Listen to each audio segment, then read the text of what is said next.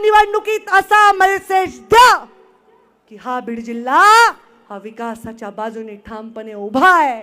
मी याच्यानंतर लोकसभेला माझ्या किंवा माझ्या परिवारासाठी तुम्हाला मत मागणार नाही. पंकजा मुंडेचा हा जाहीर शब्द आहे. प्रीतमताईंना विस्थापित करणार नाही, मी शब्द दिला होता. मी नाही हो, मला नका देऊ म्हणूनच सगळीकडे गेले. पण मला आत्ता लक्षात आलं की ही निवडणूक कशाची. ताईचं काही आणलं नाही, ताईला मी नाशिकवरून उभं करीन, तुम्ही काळजी करू नका. ताईचं राजकारण हे मुंडे साहेबांच्या पश्चात होतं. मी मुंडे साहेब जीवित असताना त्यांचा हात बनले होते.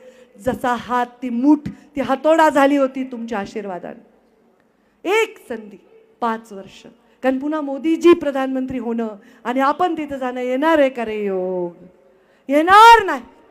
सगळ्यांनो रे, बुद्धी करू नका भ्रष्ट आपली. आता मला सांगा, तुमच्या नळाला पाणी नाही आलं, तुम्ही कुणाकडे जाता?